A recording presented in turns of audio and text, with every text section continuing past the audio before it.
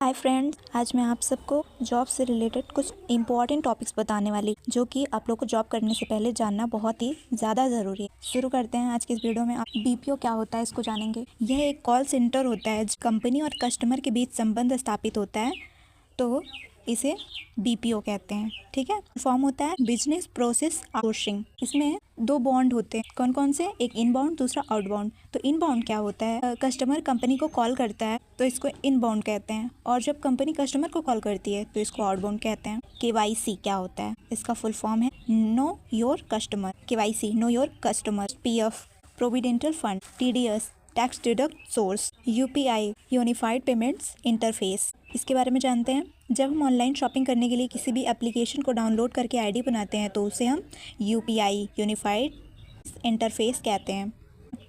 TDS 1 अप्रैल से शुरू होता है, 21 मार्च को ख़त्म होता है। इसको पाने के लिए ITR income tax return form fill करना पड़ता है। रिवार्ड शॉपिंग क्या है? ऑनलाइन शॉपिंग करते हैं तो कुछ पॉइंट मिलते हैं, उसे रिवॉर्ड कहते हैं।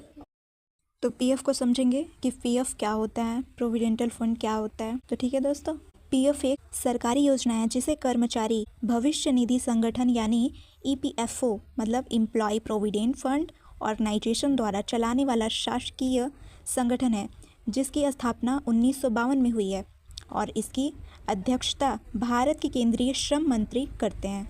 तो पीएफ जो होता है, दो टाइप का पीएफ होता है, ईपीएफ और दूसरा है ईपीएस। तो इन दोनों में अंतर क्या है हमें समझना है। ठीक है। एक तो ईपीएफ का मतलब होता है एम्प्लॉय प्रोविडेंट फंड और ईपीएस का मतलब होता है एम्प्लॉय पेंशन स्कीम। ठीक है। ईपीएस क्या है हम इसको जानेंगे। डेफिनेशन है इसका, आपकी तनख्वाह से कटा हुआ 12% तो आपके ईपीएफ खाते में चला जाएगा, लेकिन आपके कंपनी द्वारा 3.67% ईपीएफ में और 3.33% ईपीएस में चला जाता है।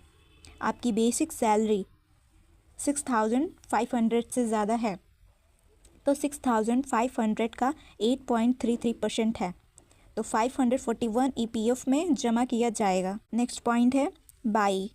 दोस्तों, एक बाई होता है, एक परचेस। दोनों का मतलब ही होता है हमें खरीदना, लेकिन बाई का प्रयोग कहाँ करते हैं और परचेस का प्रयोग कहाँ करते हैं इसको जानेंगे। तो बाई शब्द का प्रयोग अंग्रेजी भाषा में किसी वस्तु को खरीदने के लिए किया जाता है, और परचेस शब्द का भी प्रयोग किसी वस्तु को खरीदने के लिए किया जाता है, लेकिन अंतर क्या है इसको समझेंगे। बाई एंड परचेस का मतलब खरीदना होता है। बाई शब्द का प्रयोग हम अधिकतर इनफॉर्मल तरीके से बोलने में करते हैं, और परचेस शब्द का प्रयोग हम फॉर्मल तरीके से बोलने में करते हैं।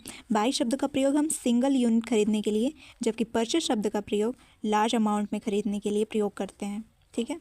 नेक्स्ट पॉइंट है हरासमेंट मतलब उत्पीड़न। सताए जाने के कारण आने वाली तीव्र गुस्सा की भावना हरासमेंट कहलाती है। पॉइंट अर्न का मतलब कमाना।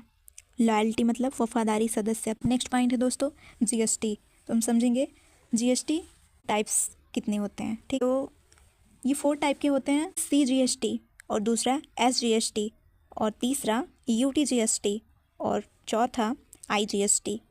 तो सीजीएसटी मतलब central goods and service tax, state goods and service tax. UTGST union territory goods and service tax. IGST integrated goods and service tax. Hindi में भी जानते हैं सीजीएसटी केंद्रीय माल एवं सेवा कर।